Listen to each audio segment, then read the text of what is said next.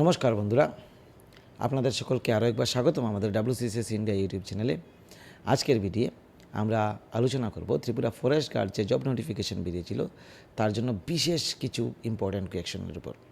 তো কোয়েকশনগুলি পাওয়ার আগে আপনাদের কাছে একটাই রিকোয়েস্ট করব, আপনারা যারা প্রথমবারের মতো আমাদের এই চ্যানেলে এসেছেন অবশ্যই আমাদের চ্যানেলটিকে সাবস্ক্রাইব করবেন এবং যারা আমাদের ভিডিও দেখতে থাকেন অবশ্যই ভিডিওটিকে লাইক করবেন।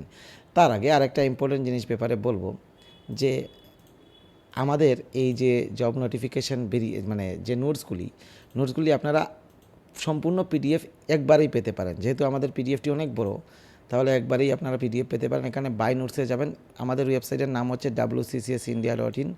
যাওয়ার পর এখানে বাই নোটসে যাবেন, যাওয়ার পর এখানে কাস্টমার রেজিস্টার দেবেন, দেওয়ার পর আপনাদের এই পার্টটা খুলবে। এখানে আপনাদের নাম, ইমেল আইডি এবং মোবাইল নাম্বার দিয়ে এবং পাসওয়ার্ড দিয়ে লগ ইন করবেন। লগ ইন করার পর আপনারা এই পেজটায় চলে যাবেন। এখানে দেখুন আপনারা ওই যে 20 টাকার নোটটা মাত্র 20 রুপিস আপনাকে দিতে হচ্ছে এই পিডিএফটার জন্য। বাই নাও দিয়ে আপনারা ক্লিক করবেন। যেমন টপিক দেওয়া আছে Tripura forest and wild life, এখানে বাই নাওতে ক্লিক করবেন। ক্লিক করে আপনারা পেমেন্টটা করবেন, তারপর আপনারা পিডিএফটা পেয়ে যাবেন। ঠিক আছে, তাহলে চলুন আজকের এই ভিডিওটি শুরু করা যাক। আজকের এই ভিডিও আমরা প্রথম যে কোয়েকশন সেটা নেব। দেখুন আমরা একটু বড় করেই নিচ্ছি। ঠিক আছে, প্রথম কোয়েকশনটা হচ্ছে রামসার কনভেনশন কিসের সাথে সম্পর্কিত? জলাভূমি সংরক্ষণ। 2 নম্বর কোয়েকশন হচ্ছে রামসার কনভেনশন কবে স্বাক্ষরিত হয়? 1971। চিপকো মুভমেন্ট কোথায় শুরু হয়? অপশন আনসার হচ্ছে উত্তরাখণ্ড। চিপকো মুভমেন্টের প্রধান নেতা কে ছিলেন? সুন্দরলাল বহুগুণা ছিলেন চিপকো মুভমেন্টের প্রধান নেতা। আমরা একটু শর্টকাটই দেখছি, ফাস্ট মুভমেন্টে করার চেষ্টা রাখব। তারপরের যে প্রশ্ন সেটা হচ্ছে সাইলেন্ট ভ্যালি মুভমেন্ট কোন রাজ্যে শুরু হয়? সাইলেন্ট ভ্যালি মুভমেন্ট শুরু হয় কেরালা রাজ্যে। সাইলেন্ট ভ্যালি মুভমেন্টের উদ্দেশ্য কী ছিল? সাইলেন্ট ভ্যালি মুভমেন্টের উদ্দেশ্য ছিল জল বিদ্যুৎ প্রকল্প বন্ধ করা। দেখুন কত ইম্পর্ট্যান্ট প্রশ্নগুলি। জয়েন্ট ফরেস্ট মুভমেন্ট JFM কবে শুরু হয়? 1990 সালে। ফুড চেইন এর প্রথম স্তরে কারা থাকে? ফুড চেইনের প্রথম স্তরে থাকে প্রডিউসার কাদের বলা হয়? সবুজ উদ্ভিদদের। প্রাইমারি কনজিউমার কারা? হার্বিভোর। ডিকম্পোজার কারা? ব্যাকটেরিয়া ও ছত্রাক নাকি? অপশানগুলো দেখি। ঘাস ফড়িং, বাঘ, হরিণ। আনসার হচ্ছে ব্যাকটেরিয়া ও ছত্রাক। ফুড ওয়েব কি? ফুড ওয়েবের অপশান হলো একক খাদ্য শৃঙ্খল, খাদ্যের উৎস, একাধিক খাদ্য শৃঙ্খলের সংযোগ, পুষ্টিচক্র, একাধিক খাদ্য শৃঙ্খলের সংযোগ। খাদ্য শৃঙ্খলের শক্তির প্রধান উৎস কি? সূর্য। ইকোলজিক্যাল পিরামিড ধারণাটি কে দেন? এলটন। ইকোসিস্টেম শব্দটি প্রথম ব্যবহার করেন কে? A.G. টানসলে। ইকোলজি শব্দটি প্রথম ব্যবহার করেন কে? Ernst Haeckel. বায়োটিক কম্পোনেন্ট বলতে কি বোঝায়? অজীব উপাদান, জীবিত উপাদান, মাটি। কি বোঝায় বলুন? আপনারা যদি কমেন্ট করে জানাবেন আপনাদের যদি জানা থাকে। অপশন হচ্ছে জীবিত উপাদান।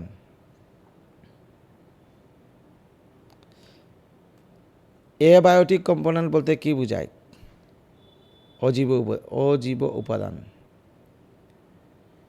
ইকোটোন কি? ইকোটোন হচ্ছে দুটি ইকোসিস্টেমের মধ্যবর্তী অঞ্চল। সেকার্ড গ্রুপস কি? ধর্মীয়ভাবে সংরক্ষিত বনাঞ্চল। টিক গাছের বৈজ্ঞানিক নাম কি? Tectona grandis. শাল গাছের বৈজ্ঞানিক নাম কি? সেরিয়া রোবুস্টা। রাবার গাছের বৈজ্ঞানিক নাম কি? হেভিয়া ব্রাসিলেনিস।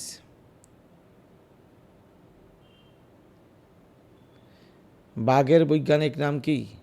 Panthera Tigris.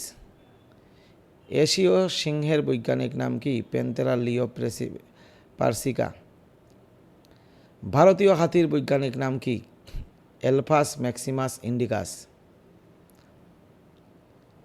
একশৃঙ্গ গন্ডারের বৈজ্ঞানিক নাম কি? রাইনোসার্স ইউনিকর্নিস।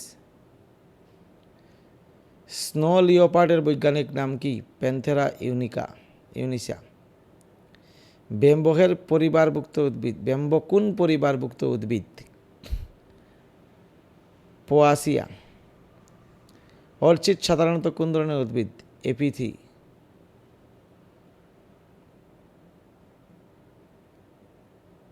জিরোপাইথি উদ্ভিদ কোথায় জন্মায়? শুষ্ক অঞ্চলে। হাইড্রোপাইথি উদ্ভিদ কোথায় জন্মায়? জলজ অঞ্চলে। ম্যানগ্রোভ উদ্ভিদের শ্বাসমূলকে কি বলে?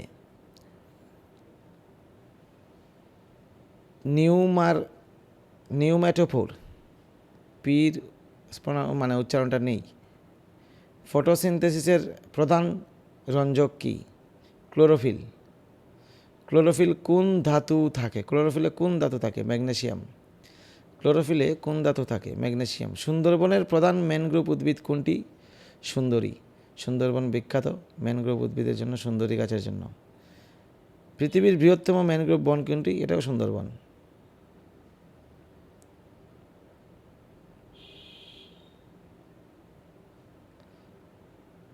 এক্সটিনিক স্পিসিস বলতে কি বোঝায়? বিলুপ্ত প্রজাতি। এন্ডারজেন্ট স্পিসিস বলতে কি বোঝায়? বিলুপ্ত প্রায় প্রজাতি।